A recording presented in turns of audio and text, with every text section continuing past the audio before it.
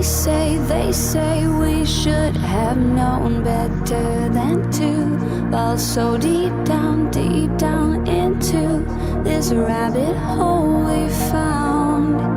And I was thinking, hi, this is Nico. You're listening to my dad Rafal, also known as the White Rabbit, and James Jardine on the one and only Down the Security Rabbit Hole podcast. Buckle up and enjoy. deep into this pool of regrettable situations. Pitch black, think back to the last time that we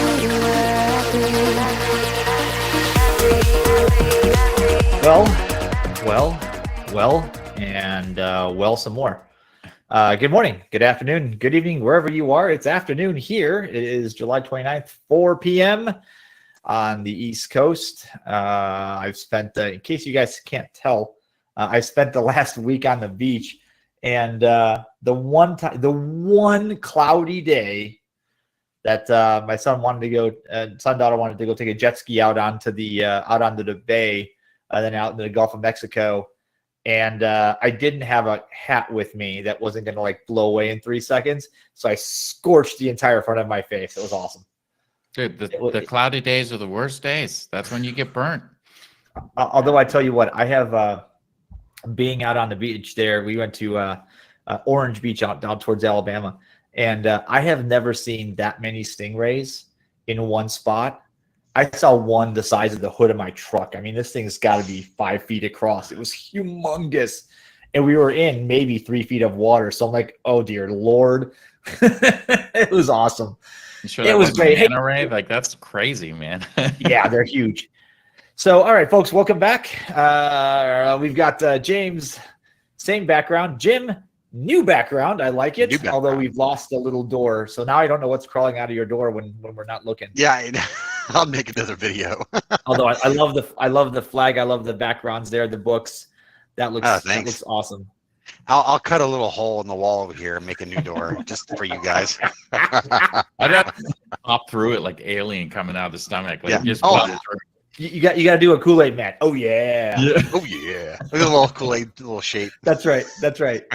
All right, and on this episode, we've got recurring fun guest, Mr. James Robinson. How are you? Good. I was trying to think how many times I've been on. Maybe 4 or 5. 4-ish, maybe 5-ish. I don't know. I remember doing a live one down at a conference a couple of times. And yeah. Hey, Robinson, are you coming to Black Hat? Yeah, I'll be out there. Monday, leave Thursday. Yeah. Stay away from DEF CON. I'm in midday Monday, and of course, some of you guys may be listening to this afterwards, so you missed us, or you didn't maybe. But I'm in there Monday, and I'm leaving on the first thing with wings on Friday morning. So Thursday night may just be like, screw it, let's just not sleep kind of night. I haven't done that in a long time, but maybe I'll try. And that never happens in Vegas. Nobody's ever done. Yeah, that never happens. Yeah. We won't have anybody to hang out with. Yeah, I mean, I don't know. I don't know anybody there. It's my first time. All right. This episode, I wanted to talk about a topic as timely as this may be, completely on accident, by the way.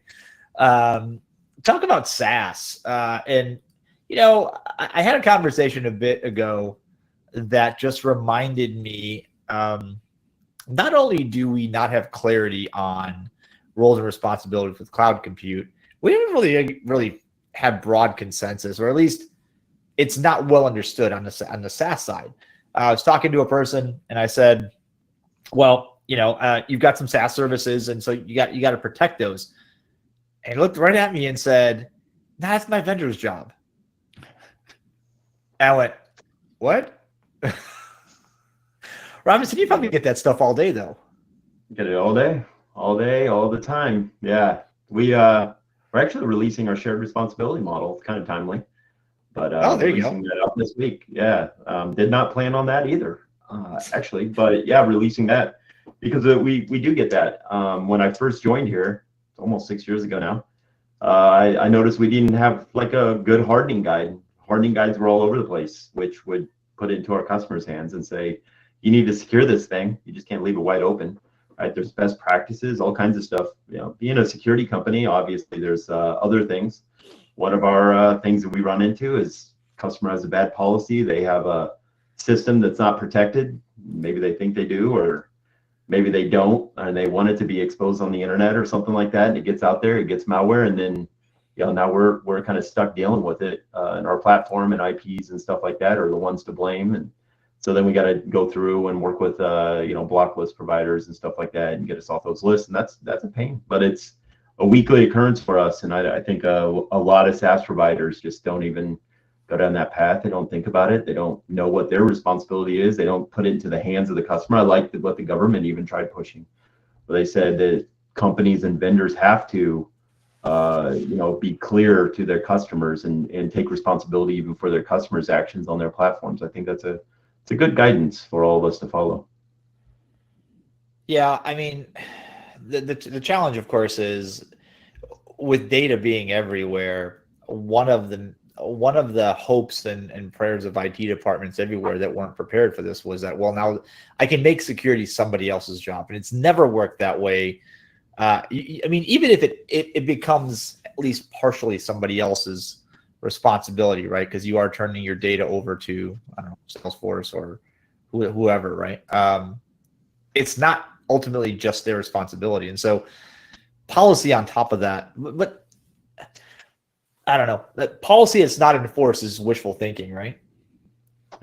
Yeah. Where do we see the problem? The biggest is this big companies, or are we seeing it more as like All good the questions. mid to smaller companies that don't have security expertise in the house, right?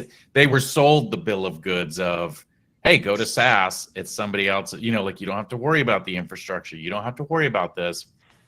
And you know, there's no in-depth details that are brought up around the fact that that is a shared responsibility. You know, it's more like, hey, let's just outsource it over here. I don't have to worry about the security of this, right? And nobody thinks about well, you didn't enable MFA, you didn't do this, you didn't, you know, not expose that out to the public interface like you should have. Do we see that more common? The question you're getting, James, is from smaller companies versus bigger companies that know kind of better around some of that? Like, yeah, we use SaaS, but we know a lot more about it than the smaller ones that don't have any expertise in-house. I think it kind of goes both ways. I'll say I'll paint it with two different pictures or two different brushstrokes. First one is, you know, if you look at the long tail of SaaS providers and organizations, I mean, we're, you know, on LinkedIn and also Boomcaster, and you know, we're doing this kind of all together and on different various computers, right? There's a lot of different vendors that go into that. Some of them are larger, some of them are smaller, right? And I would say the different providers on that side come forward with more information or less information. Then you go also on the customer side, and it's surprising. Some of our smaller customers really drive us hard. I would say it almost goes down not to the size, but maybe the regulated industry of the customer would probably push us a little bit more. And I'm starting to see some interesting trends where even the regulations are driving the understanding of how you may have two providers in the same category and space to be able to provide services to that same regulated industry or customer or organization. And they know that they have to have two. They have to be able to fail over. And I saw that starting when I was at Optiv, I guess 10 years ago almost, or 8 years ago. It was starting there where, third-party risk management, they were starting to look at overlapping providers just to be able to say, yes, we have coverage for critical business services that we can deliver. And it went into a lot of the financial services risk programs that they were doing in the regulations. So I think it's almost, you could divide it by the industry more than you could divide it by the size, especially on the customer side. On the provider side, it's completely size. Do you think regulation is having an effect because it provides almost like a checklist? Like, you need to make sure these things are working. Like, do you think that's what's motivating it, or is just the fact that, I mean, I find that very interesting, right? Because you would think regulations and many of those are driving certain activities, and I can see people being drawn into it. But is there a byproduct that you're sensing there? Like, do customers come with you and say, okay, we need to make sure you're doing this, this, and this, or is it more organic? I'd say it's more organic through the conversations. but regulation basically build that backstop a lot of times of how they should either one approach, but we'll still even get customers that'll ask us, not necessarily knowing all the time, but they'll say, well, what's your CIS benchmark for your platform? I'll be honest, we're not quite there yet. We're working towards that direction and that space.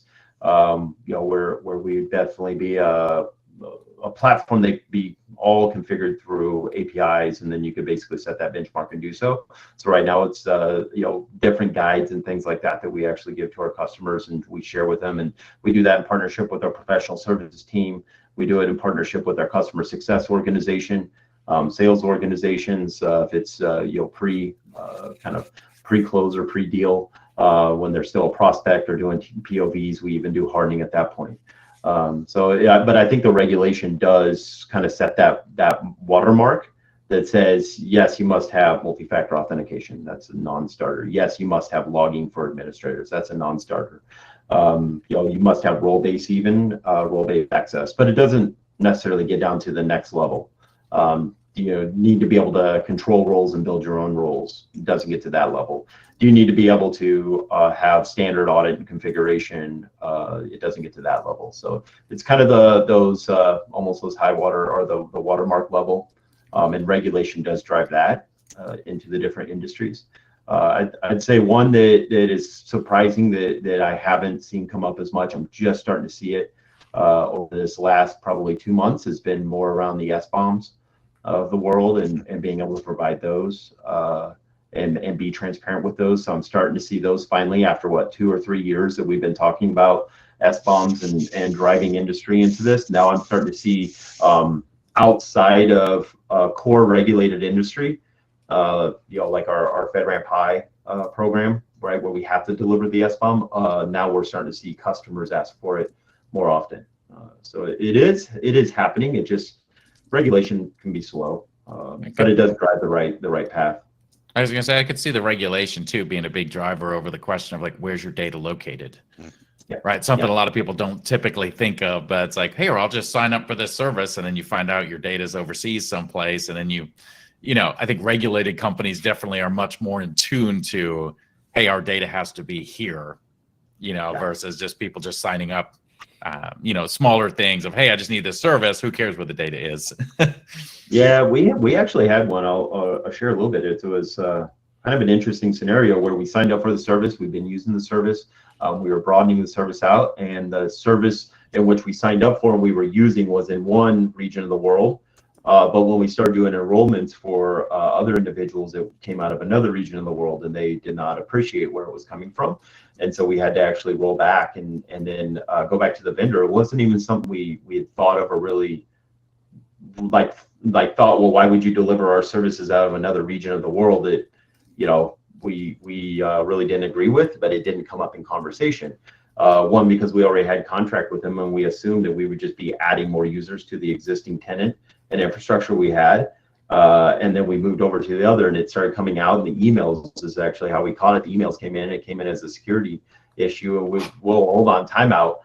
We need to get on the call with this vendor and figure out hold on, are you delivering services for this region of the world out of a whole different area than oh yeah, that's exactly what we're doing. Okay, well, we don't want to be there. We want to go back to where all the rest of our data is and go back that way.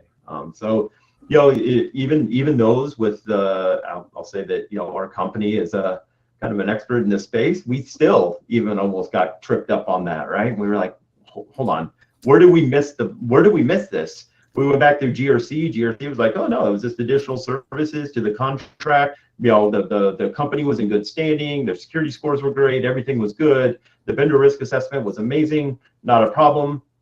The company just decided to deliver services without really disclosing that they were going to, do so.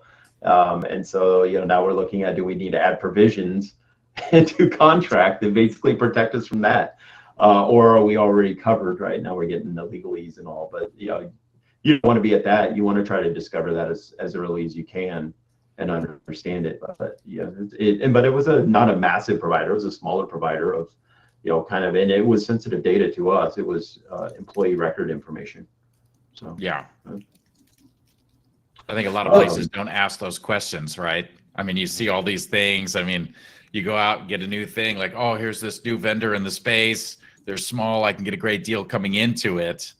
But then you don't ask those questions. Well, where's my data? You know, and then you find out it's, you know, someplace that you don't want it to be. Or how's it being used? I mean, I'm sure you've had plenty. I've heard a couple of the recordings on AI chat, right? But even how are you using my information? And then, you know, as you start getting into learning models and such, you know, how are you driving into that? Is that done in some enclave that basically a lot of people have a lot of access to and are seeing prompts inside of it and doing all kinds of stuff there that is typical information that you wouldn't capture? If you think about all the silly stuff that when Google came out that we Googled, you know, and then that became more and more serious, and those prompts are also now starting to be captured. And we're finding that as a vendor, we have to be responsible even for what is put into there and into those interfaces, and saying, holy cow, like this is a whole nother set of data. What do we do there, right? And so you know, we're putting a lot of protections in place for that, but it's moving quickly as technology is evolving and continuing to go. So yeah, and just a 2-cent add to that is when you get that flows all the way up into contracts, because you talked about SBOM earlier and third party. Sometimes your expectations on your data movement, how it's used, who it's sold to, and what form of that data, right? Is it a model that was generated from your data? Well, that's not your data, right? Yeah. You know, so yeah, wow. That gets confusing quick though, right? Because I was given this scenario, and unfortunately it was real life, where a place that was local to me here that went all SaaS, new company went all SaaS. They have nothing. He's like, we've got nothing in house. We have no servers that we own. I don't have any developers. All my stuff is somebody else's software. It's somebody else's problem, right? They need to keep it up. They need to keep it available. And then that little glitch that happened globally just a couple of days ago that brought the world of IT to its knees for a couple of days, took out his entire business. I mean, literally, like everything stopped. He's like, I can't get payroll. I can't get payment processing. I can't get into my receivables. I can't get into inventory. I can't get into anything. Like I can't see anything. And I'm calling the vendor, and their system is down because they can't receive calls because their call routing system is dead. He's like, I don't know what to do. He goes, what do I do? And like, all I could tell him was, well, call the number on your contract. Like, who did you do you have a cell phone number of a salesperson or somebody that can get you to? And we walk through the various companies, providers' websites, and everybody's like, hey, we're restoring. We got an issue. We're working on a global outage. And he's like, but in the meantime, what do I tell my customers? And what do you tell them? Same thing everybody else is telling them. Like, the problem is upstream, right? And he's like, well, what about the safety of my data? I was like, well, that's a different question, right? Yeah. That's an entirely different. And so then he's like, well, okay, hold on. So what you're saying is, do I need to worry about what Acme scheduling company that schedules my vans and delivery, like the way they handle data? It's like, yeah. It's like, well, but that's supposed to be their problem. I was like, no, no, it's not. So I don't know anything about computers. I don't know anything about that. And I was like, well, and so that, I mean, you've got a 25 person shop. Nobody's an IT person there. They're depending on data, or literally data is their currency besides the thing that they sell. And they don't know the questions to ask. They don't know the policies to set. Like this is the challenge that you get, because on one hand, I'll get off my soapbox in a second, right? The ability to not have to have IT, Robinson, that was awesome, right? That was revolutionary. And it served you guys as a company well, I'm sure. But that changed the game for so many people. Like, oh, we don't have to have IT now. Like, we can just go use an HR app. We can go install anything. Great. But when things break, everybody just sort of sits there with their hands in the air going, now what? Does it come back? Yeah, it makes me think of business continuity, which is one of those things that brings down, right? That's a tough thing to do in the world that we're in, especially when you're relying on IT systems to rebuild IT systems. Like, okay, yeah, right. How do you get back to the paper process? Another time that I remember, the first question is, can we run payroll? Right. Like, holy cow, we're back to that. Like, how are we Yeah. going to do that? Like, are we going to send manual checks? And there's certain individuals, I think, within your organization, you got to understand, there's certain individuals that, hourly individuals, much different than some of the salaried individuals, much different than some of the regional individuals. You have different agreements that you have to work through.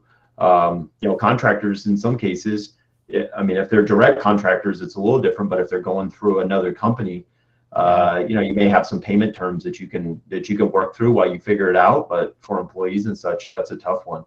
And I think about that, especially as we're starting to get in more and more to low code, no code, systems that are just interconnecting with each other. And how do you get back to, we need to go back to the paper process to be able to deliver this, which is, again, goes back to kind of, Jim, what I was, what we were hashing around a little bit, is now you have regulations that are starting to say, well, now you have to have multiple providers so you can fail over faster from one to the other if there is something that happens, because now it's IT systems on top of IT systems that are operating.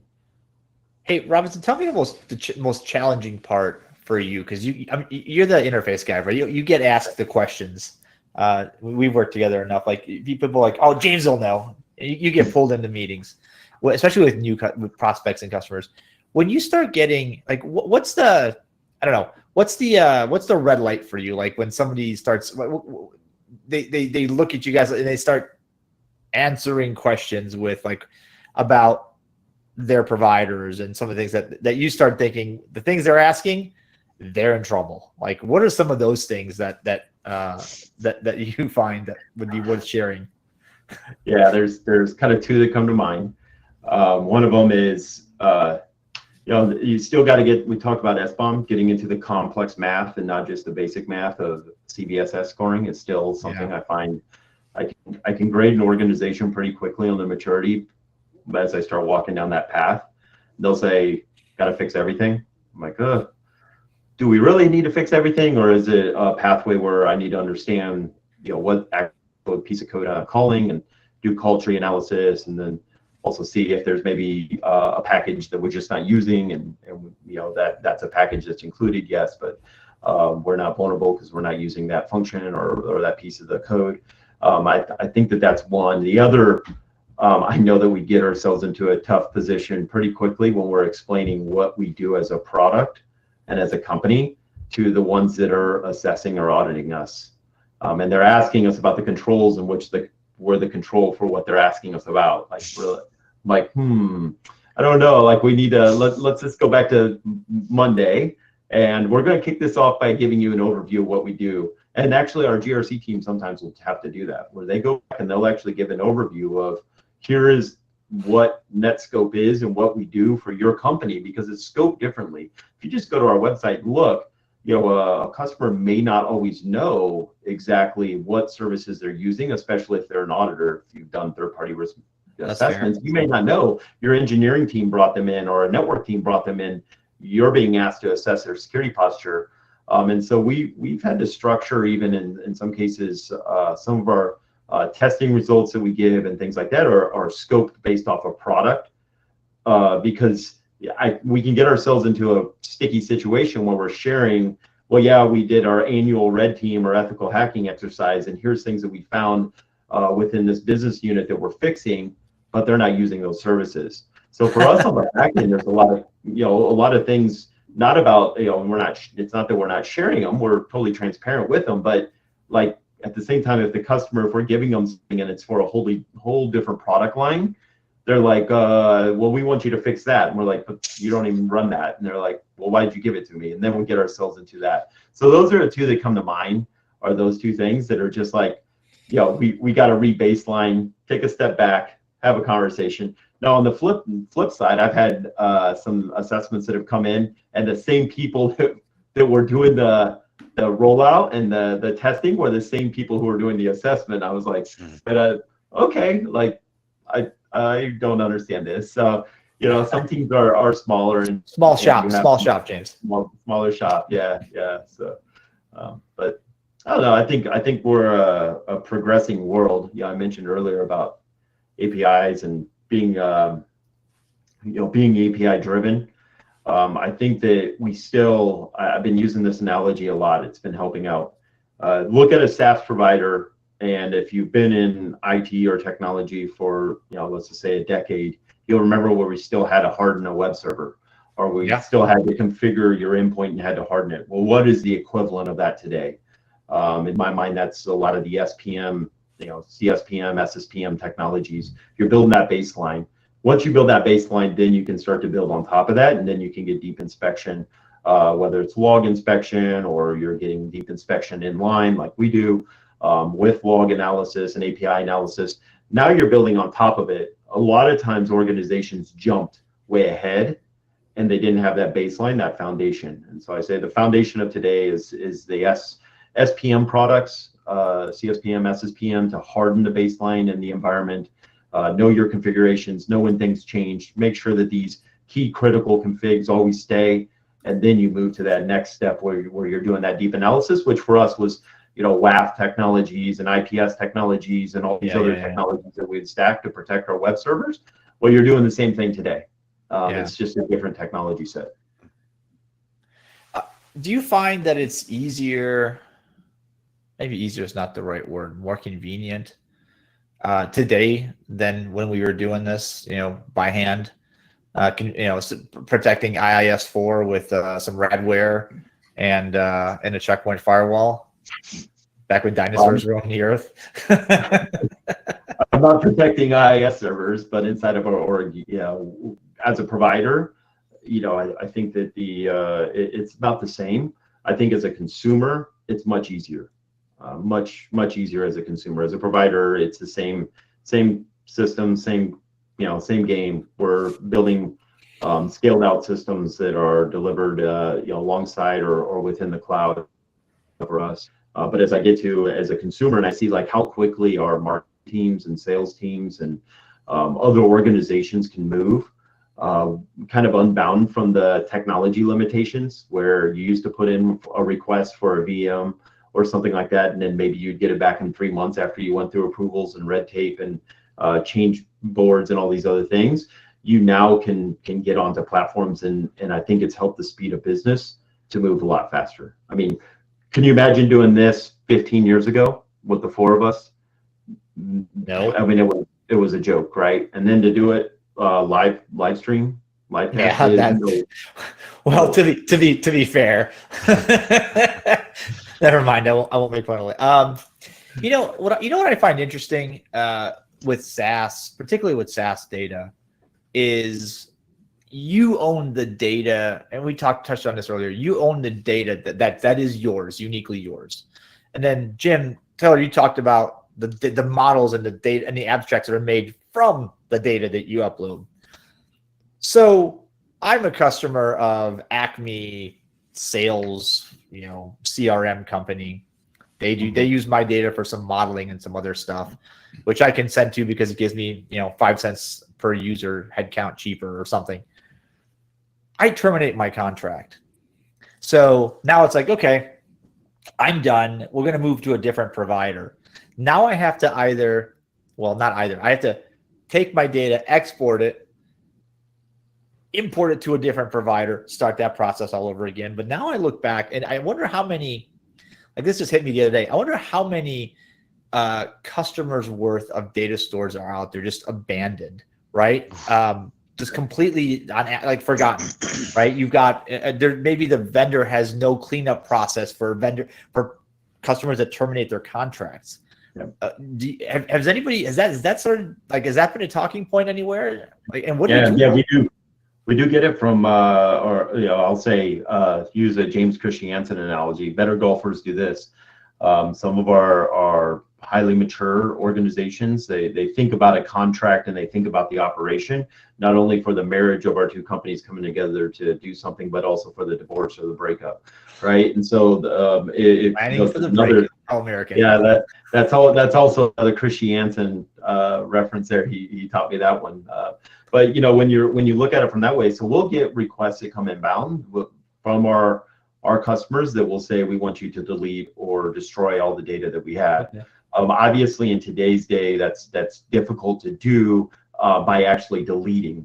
right? So, Right. so leveraging crypto shredding, things like that, you can prove that you've actually gotten rid of the information and been able to say I no longer have access to it anymore. It's pretty much gone, and that's the agreed upon kind of NIST guidance, is to leverage crypto shredding. But I would agree that there's data probably sitting everywhere, even though they stopped payment and stopped contract, because data's become oil, right? Yeah. And so many organizations live off of that data. That it's one of those things. We kind of make it a point as a platform that we separate it. We separate metadata from actually customer data. So a customer may send a file through. Let's just say this file through the service, DLP records are found to be PCI. Okay, so it's like someone was out of bounds sending credit cards somewhere. Okay, so what's this mean? So as they do that, we identify it. We put the copy of that information into a bucket that is provided from and owned by our customer. So it's not sitting or residing in our systems or environment. It's still in the control of a customer. But the metadata, that piece is where it becomes different, right? The fact that you saw an event on a file that came through, right? And that's where we typically will talk to the customers and have that conversation around shared responsibilities. Also, here's what the metadata, here's what's actually coming out of the platform, here's where the metadata goes within our systems, which is a different conversation from here's where your data goes through our systems, because they take different paths, and the analytics and UEBA and all the different technologies we do on top of that, right? That's all on top of metadata, which is data that's created. So it does follow a different path, and we're transparent with it. We try to be very transparent in our approach, in our diagrams, and our ways that we're actually creating, where we're creating metadata and how we're handling it versus how we're handling customer data in that case, which is theirs. And that's you, James. I mean, that's good. But I think about law is 9/10. 9/10 of the law is possession, right? Or possession is 9/10 of the law. I can say it correctly. And when you're dealing with data, which you mentioned very accurately is the new crude oil of the economy, right? So do you get into things like data abandonment? So does that mean you take ownership of it? And what if that data is from a customer that's collecting data from third parties or individuals?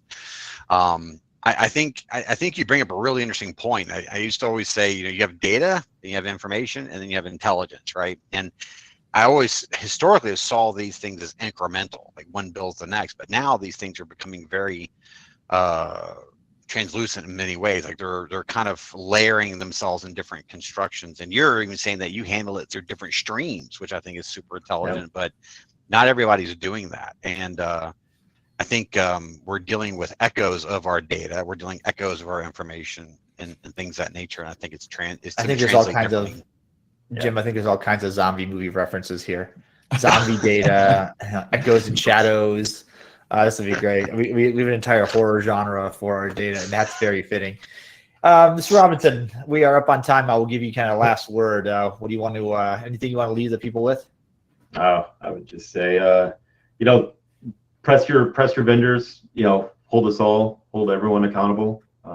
Keep on going. I'd say some of my best features that have come into our platform and product have been from those customers that are pushing us, and honestly, as a CISO of a security company, if I know there may be some things that I want to get done, but if I know that there's a customer behind it, it helps to push a lot more because now there's honestly revenue in dollars. I can bring things up all day long that would say risks, and then we're always looking at it and trying to say, okay, what's the bigger risks and how do they calculate those types of things? But then also at the same time, when there's revenue, revenue impact or revenue support, that's a different level of ROI, and I'd say that's one part. The other part I would say, take a look at some of the NIST material that's been put out there. For any of those who are product people who build and make product in B2B, take a look at that and see where that's headed and get involved in it, because it's really going to shape our world for the next probably half decade or so as we figure out what it takes to get to this autonomous business world where we can all just sit on the beach like you were talking about. Yeah, I wish. Hey, before I forget, because we're gonna close out after this, but you mentioned a security guide for SaaS that you guys are releasing. Where do we find that? Yeah, the shared responsibility guide Yes. will be on our knowledge portal, so we'll put it out there, and then we'll make probably references and move it further and further into our docs.netscope site. That's where our hardening guides are today. Okay, that available just for customers or anybody? Docs.netscope.com is available to everybody, and we'll Sweet. be out there, and that's what we're working towards too. All right. Hey, man, thanks for your time. I appreciate it. Thank you. Mr. Tiller, Mr. Jardine, thanks for riding shotgun voice. It has been, it's been good. We'll release this in a bit as a podcast, and thanks for spending the time, folks. Thank you for listening. I hope you learned something. Lots of interesting information, obviously, to think about. Great horror movie references for your data. I think I know what I want to be for Halloween. I want to be some zombie data. That's what I'd like to be. I'd like to be my old credit card data from years ago, right? Old transactions, old card numbers, all the old scary stuff that you don't think about. But that's right. I think I hear the music. We're going to cut it here. Thanks for listening. We'll catch you guys another time, another place on another Down the Security Rabbit Hole podcast. We'll see you later. Bye-bye.